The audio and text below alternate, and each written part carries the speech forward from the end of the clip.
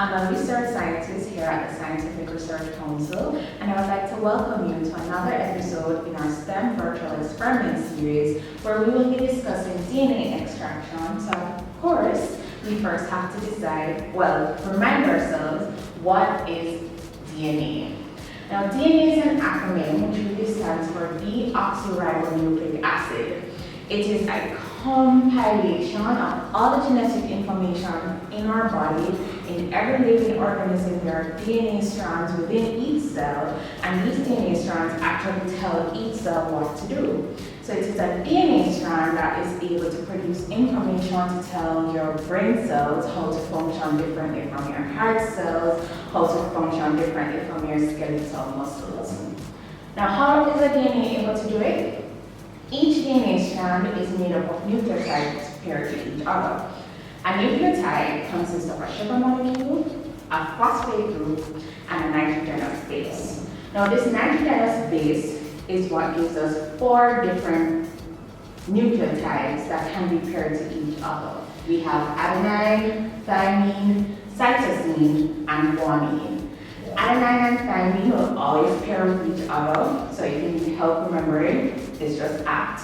And cytosine will always pair with guanine. That's how each base pair comes together. And when each base pair combines, it takes different patterns,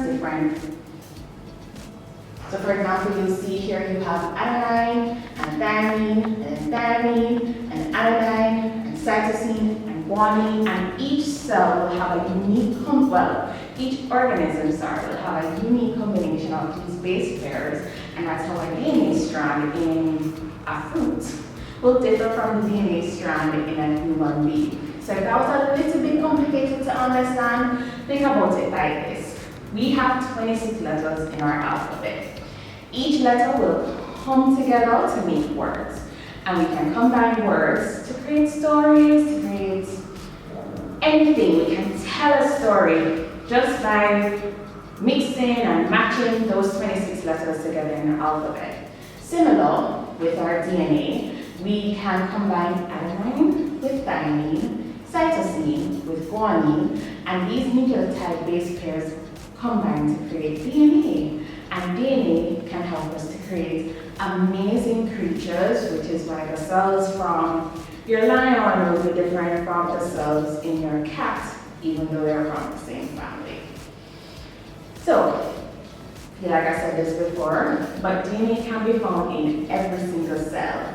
And because DNA is responsible for telling us what to do, almost every cell, it has to be there, because that's where all the information is coming from.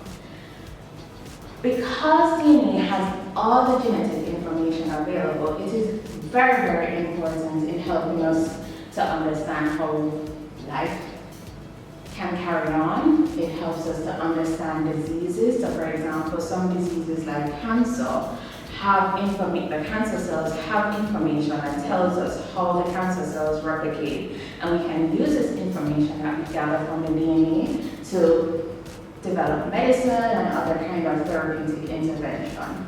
DNA is important when you think about forensic science. If somebody goes missing, if somebody is accused of a crime, forensic science, which relies on DNA material as part of what it does, can help us to find persons and to find out if somebody is guilty of a crime or not. So today, we are going to do a little experiment, whether it's in your kitchen, whether it's your lab at school, on how to extract DNA from a fruit. Because fruit, just like us, are living organisms which will have DNA. So we're going to go into the lab, but first you need to know what you will need. We're going to use a banana today, but you can use any fruit that has easy access. You could use strawberries, you could use kiwis. I use banana because you only need half a banana, so you'll get a snack when the lab is finished. We need some ice cool alcohol, a blender or a plastic bag, some salt, some liquid soap, strainer or filter paper, and we need some beakers or some clear glass containers, and we're also going to need some water. So when you're in the lab or in your kitchen at home, even though science is fun, it can be dangerous. So you always have to ensure that you have on some protective gear. If you don't have a lab coat, try and wear something with sleeves. Don't do it barefoot if you're in the kitchen at home. Put on some shoes that cover your toes. Remember that we're going to be heating something today, so if you need help to hold a hot container, you can put it in a kettle with a safety handle. And especially if you're at home, to not upset your parents, ensure that you clean up afterwards, because we want to get back in the lab again or in your kitchen lab to do some more experiments. So safety first. Ensure that you gather all the materials that you're going to need before you start your experiment. We're going to get the banana, we're going to cut it about half the banana. Then we're going to dice that really, really fine. We're going to put it in a plastic bag. If you don't have a blender today, as this video continues, you'll see that we use a plastic bag. And we're going to mash the fruit. Just mash in the bag. Add some warm water with the salt. And we're going to stir. Afterwards, we're going to add a small amount of liquid soap, and we're going to stir. But when you're adding the liquid soap, ensure that you don't stir too aggressively. You have to stir gently because you don't want any bubbles being formed. Once you have that weird banana salt soap mixture, we're going to strain it. So you can use a blender, a strainer, or you can use a filter paper, and we're going to strain this into a nice dry glass container. Once you've done that, you remove the filter paper or you remove your strainer, and we're going to slowly, you can't just whoosh and drop it in there. You're going to very slowly add small quantities of alcohol. So if you have this much banana slush, you're going to add this much of the icy alcohol, and then we'll wait.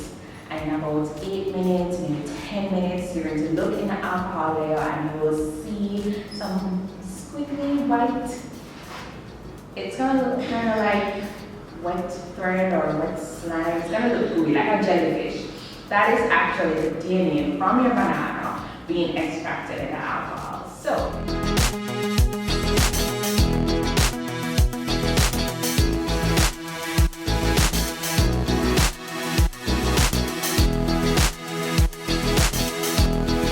So we are in the lab for our second STEM virtual experiment series, and as you can see, we have our diced bananas, we have a bag, we have sodium chloride, also known as salt, we have dishwashing soap, and we have ethanol that I'm keeping cool with this ice pack. So step one,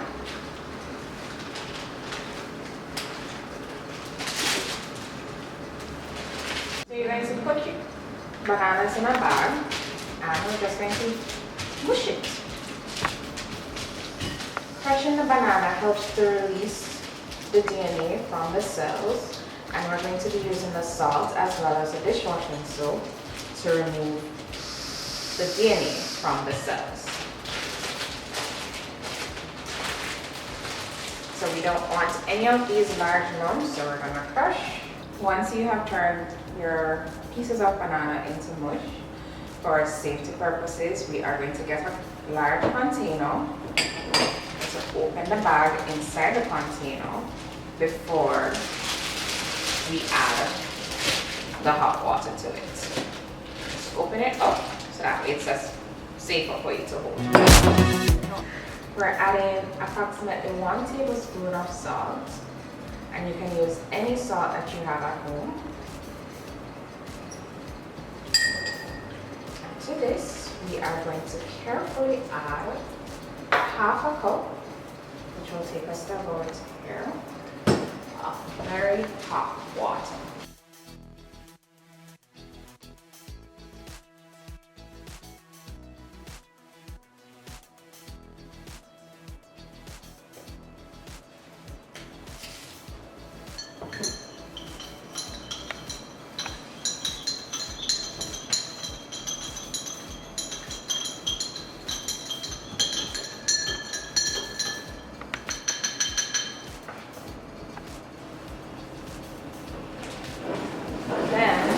To add it to our crushed banana.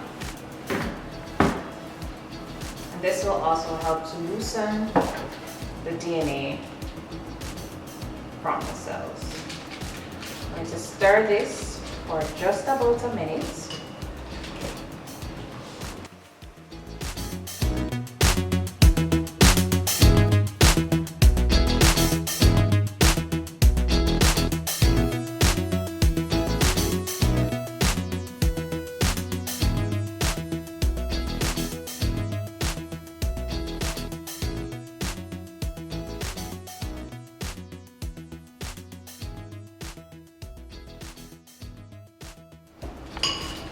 After we've stirred, we now have the banana, hot water, teaspoon of salt. We're going to add approximately half teaspoon of the liquid soap. Remember, liquid soap contains surfactants, and surfactants are able to, surfactants are able to move lipid-based molecules, lipid-based molecules away. So in this case, we want to get the DNA out of the cell. So when we use the liquid soap, it helps to remove the cell membrane and allow the DNA to escape.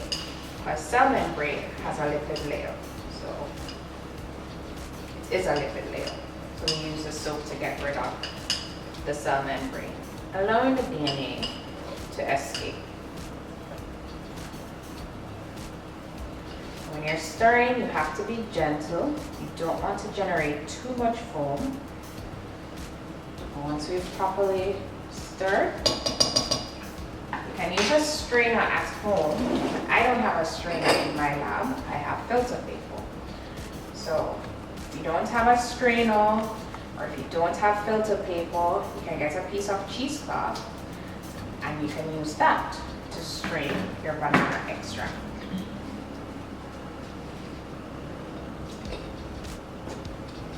Remember, this is still warm, so carefully pour the banana extract.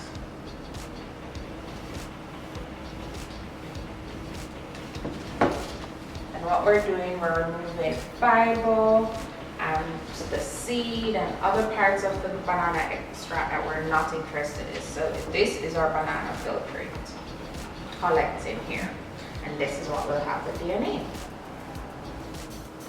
Once we've collected all the banana filtrate, we're going to discard this portion. We don't need this. And our second to last step, remember that ethanol is supposed to be very cold, or alcohol, isopropyl alcohol.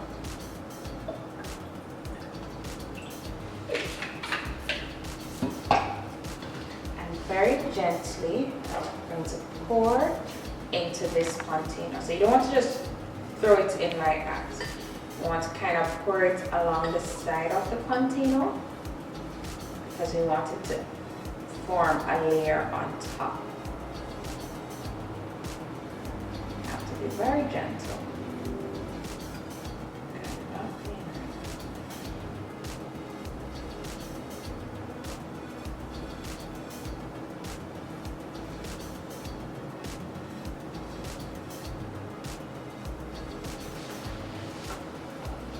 You want to ensure that you have enough alcohol. So if your filtrate is up to here, your alcohol should be up to here. It's a 1-to-1 ratio. And then we wait. In about 8 to 10 minutes, you will start to see clumps appearing right in the alcohol layer, just above. So you see the alcohol here, the banana filtrate here, right in the middle. You'll get bubbles first, and then you'll get clumps appearing. And that would be the DNA that we extracted from the banana. So that's it. You extracted your DNA.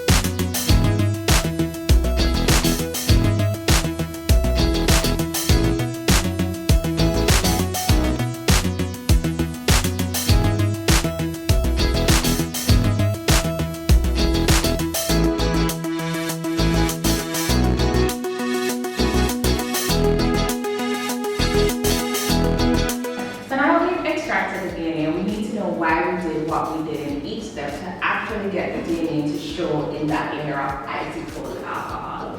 So let me talk you through each step and why we did what we did. Mashing the banana was a very simple reason for this. It's just simply to get the cells to separate, get rid of some of the thiol, to loosen the cells from each other. And we added the warm salty water because DNA has a negative charge, and the salt water will help to neutralize this. And therefore, because the DNA strands are now neutralized, they can come together, they can get together, and that will help us, well, that helped us to see the DNA in the end. When we added the liquid soap and stirred gently, liquid soap actually contains surfactants, which help to break away the cell membrane and the cell nucleus to allow the DNA to escape. So if you're not familiar with surfactants, let me explain to you what it is. So how do surfactants work? Why did we add soap to the banana mixture? Alright, so each liquid soap contains your shampoo, your hand wash, your body wash contains surfactants. And all surfactants have a similar chemical structure.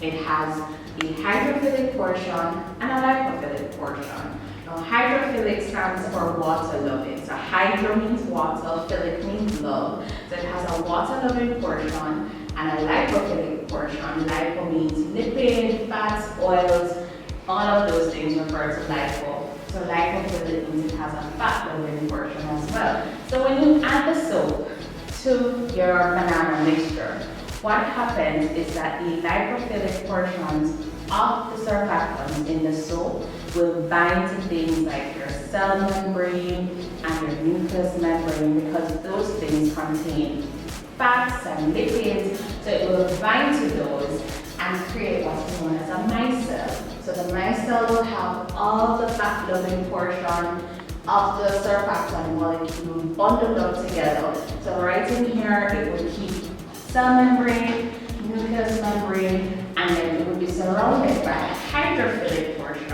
to kind of ensure that it keeps the liquid portion away. So basically, the surfactants are just scooping up the cell membrane away from the DNA so it can break apart the cell and allow the DNA to escape so that we can see in the other steps in the experiment. So thank you for joining the Scientific Research Council for another STEM virtual experiment series. Be sure to repeat this experiment at home, but ask for permission first. And when you do, tag us at SRC Jamaica or SSTS for SRC. Depending on how soon you're watching this video, you may still be eligible for prizes from us at SRC. But regardless, I hope you have fun extracting DNA from banana, kiwi, strawberry, you name it, extract it. I'm Channtal Golding-Wiles, research scientist at Scientific Research Council. Have fun doing some science.